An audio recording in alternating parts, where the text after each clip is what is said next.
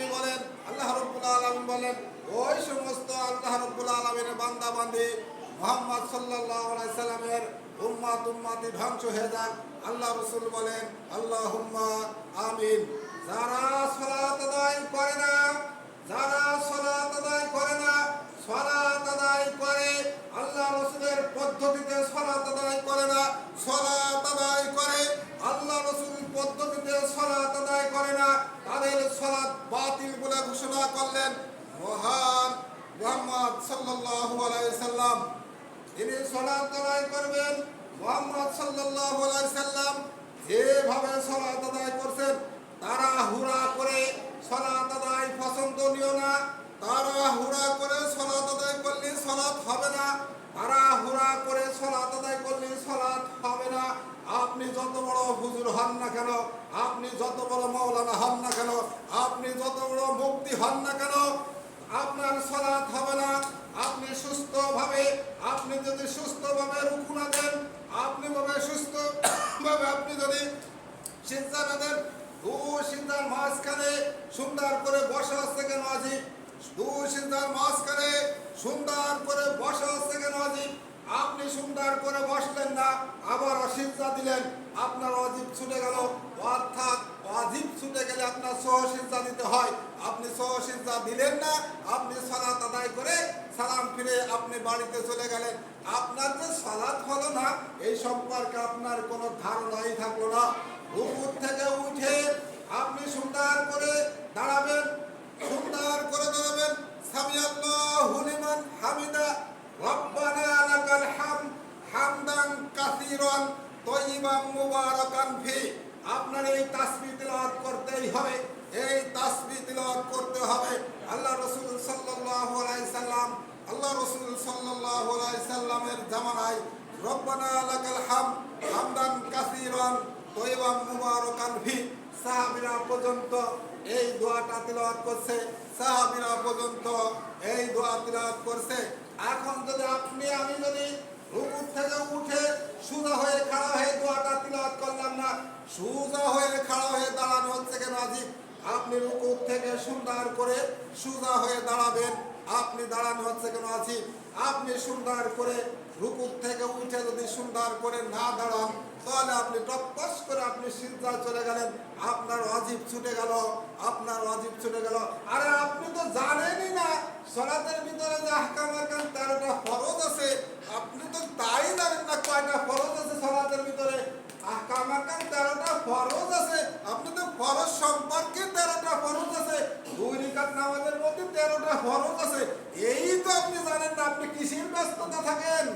আপনি ব্যস্ত হয়ে যান, আপনি সালাতে আসলে আপনি ব্যস্ত হয়ে যান। 2 রাকাত সালাতের ভিতরে আপনার আহকাম আরকান 13টা ফরজ আছে, এই 13টা ফরজে তো আপনি জানেন না। 13টা ফরজ আদায় করতে গেলেই তো আপনার ঘন্টা কেটে যাবে, আপনি নিজেই তো টের পাবেন না যে কত সুন্দর করে ফরজ আদায় করতে হবে।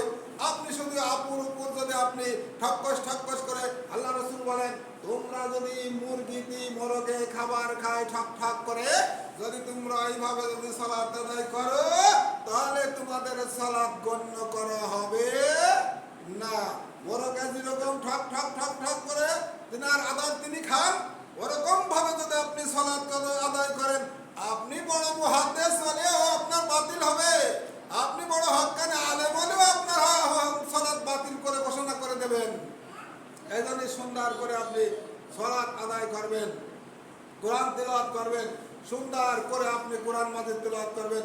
আল্লাহর সাথে কথা বলার মাধ্যম আল্লাহ কোরআন মাজিদ সুন্দর করে তেলাওয়াত করা। এরপরে আসেন মাহে রমজান মাসে যারা সুন্দর করে বসে বসে কোরআন মাজিদ তেলাওয়াত করে, প্রত্যেকটা হরফে আল্লাহ রাব্বুল আলামিন অগণিত নেকি আপনাকে আমাকে দান করবেন। সবাই বলেন সুবহানাল্লাহি ওয়া বিহামদিহি, সুবহানাল্লাহিল আযীম, সুবহানাল্লাহি ওয়া বিহামদিহি, সুবহানাল্লাহিল আযীম।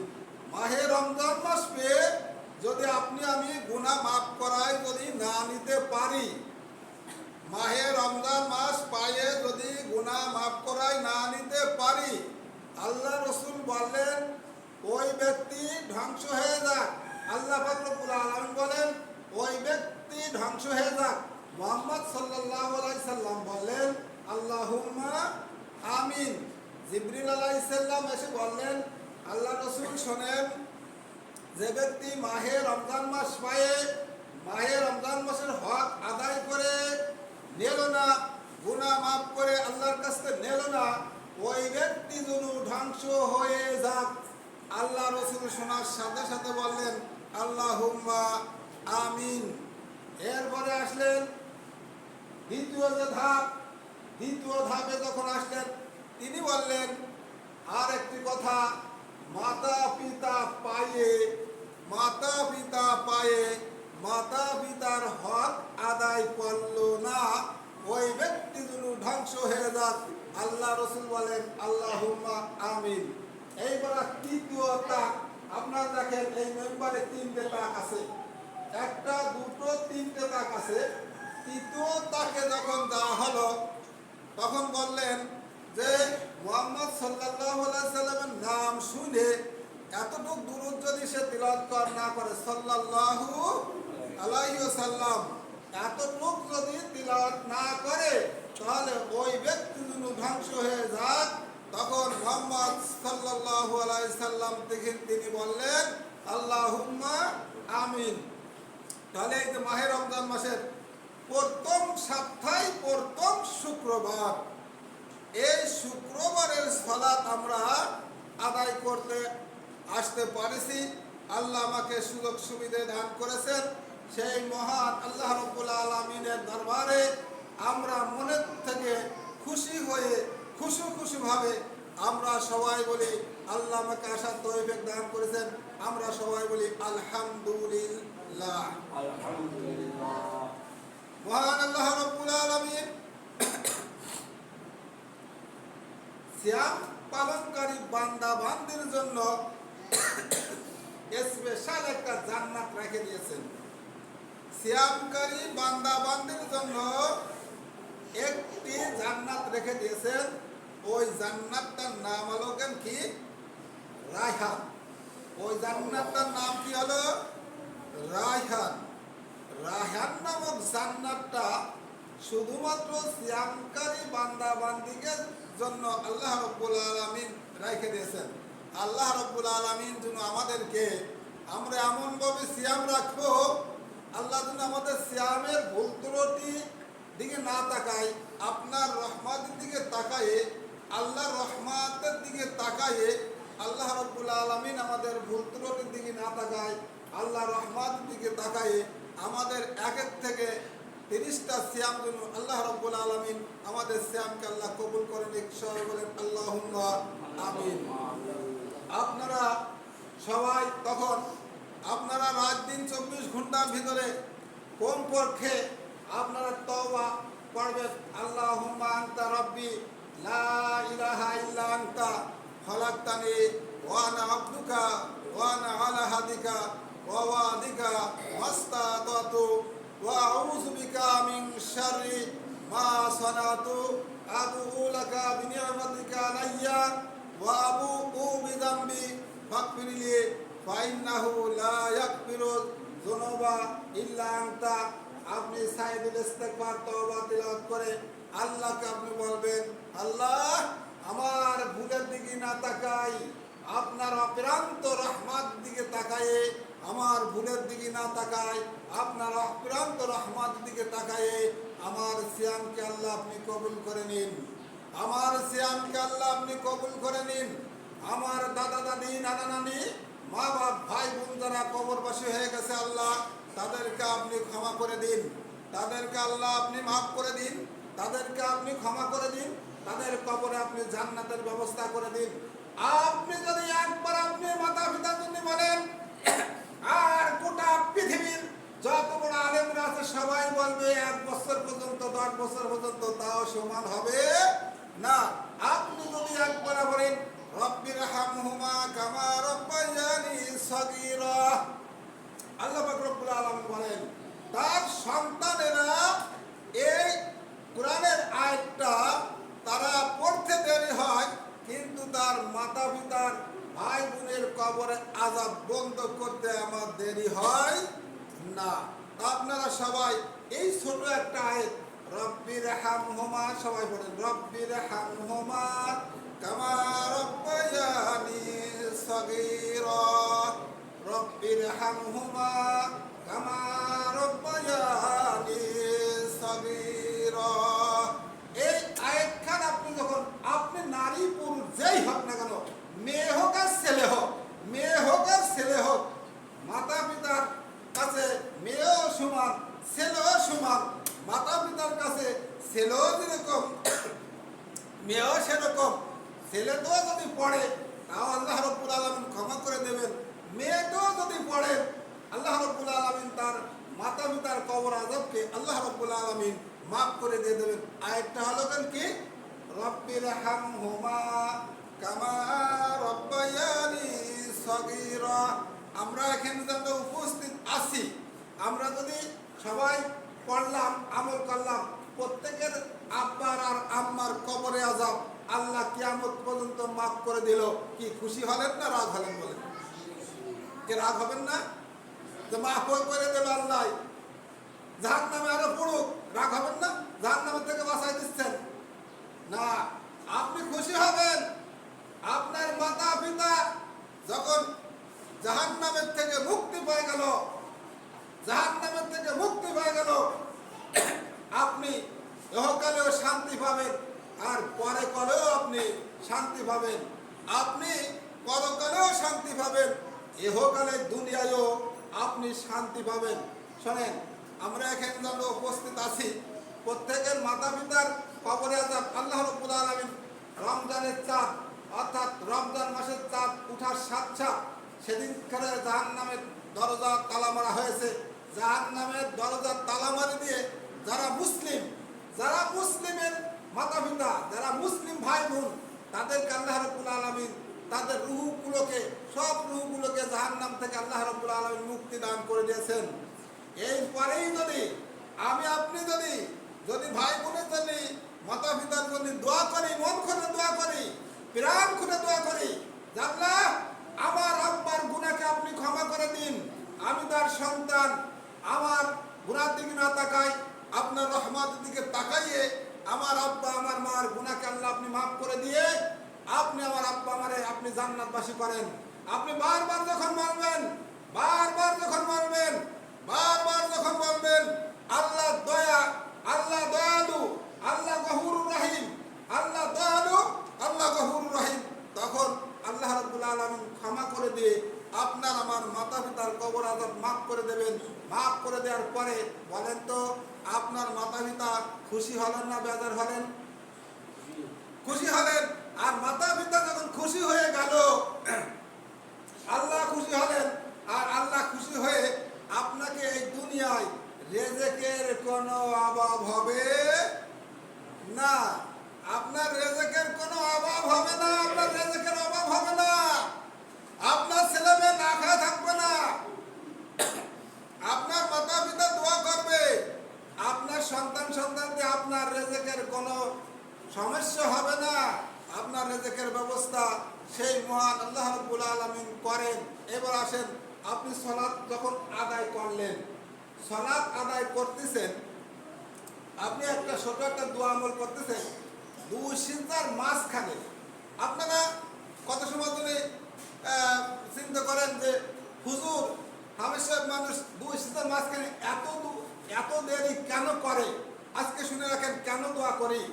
প্রত্যেকটা জিনিসের মানে যদি বোঝেন তা আপনারও সালাত আদায় করতে ভালো লাগবে।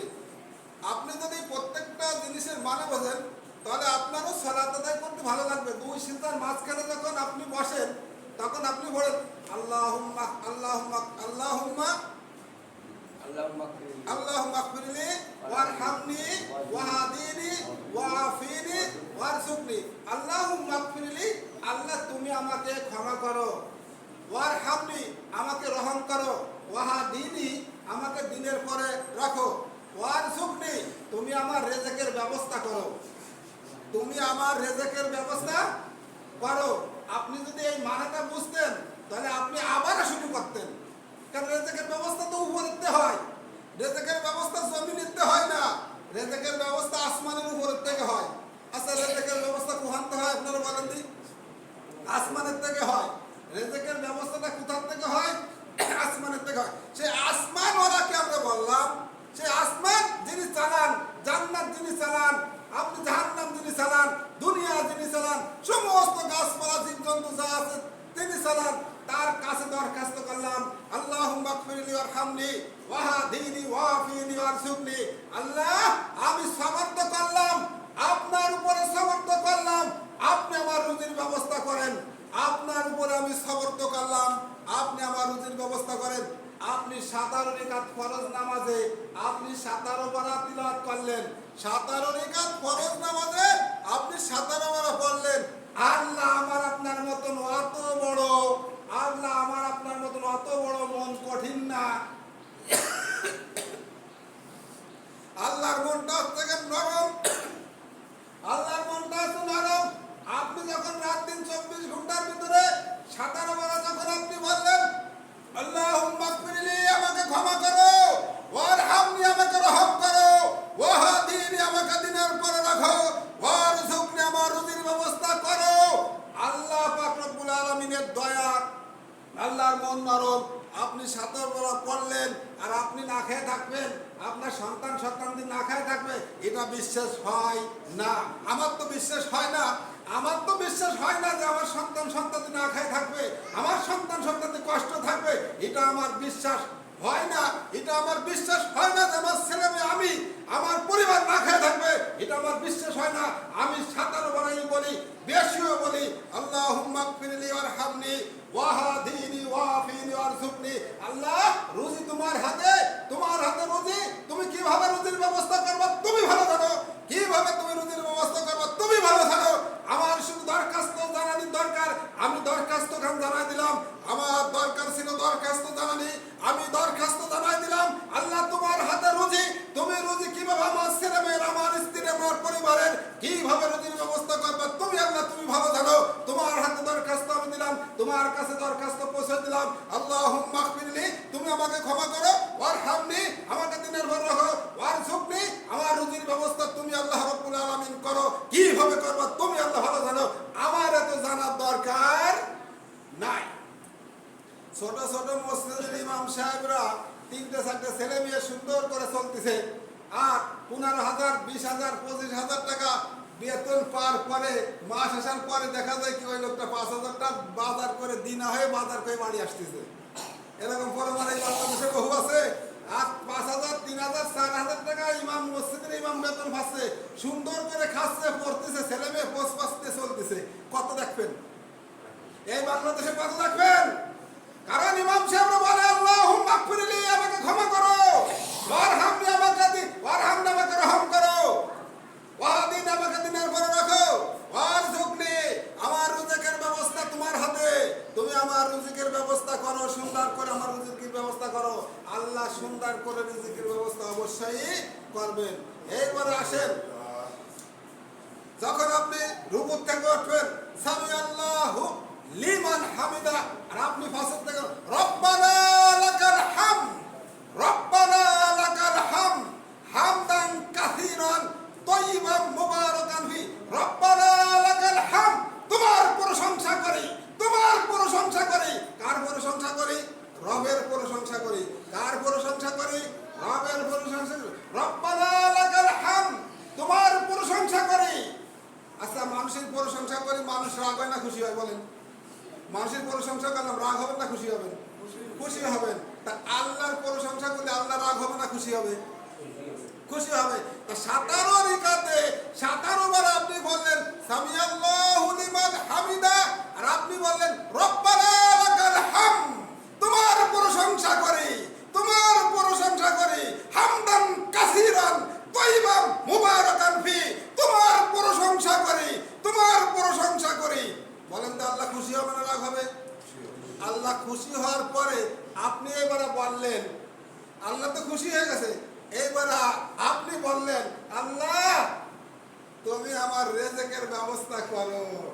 আর যার হাতে রিজিকের অভাব নাই, দিদি কি তার সমস্যা আছে? আচ্ছা, খুশি হয়ে গেলি, রিজিকের ব্যবস্থা করো, আর তার হাতে অনেক রিজিক রয়ে গেছে, দিদি কি আপনার সমস্যা আছে? আল্লাহ দিদি কি কোনো সমস্যা হবে? হবে না। কিন্তু অরিজিনাল ভাবে আমরা আল্লাহর কাছে চাইতে পারি না, আল্লাহর কাছে চাইতে পারি না। আপনি রমজান মাস পাইছেন, আল্লাহর কাছে শুকরিয়া আদায় করেন, আলহামদুলিল্লাহ।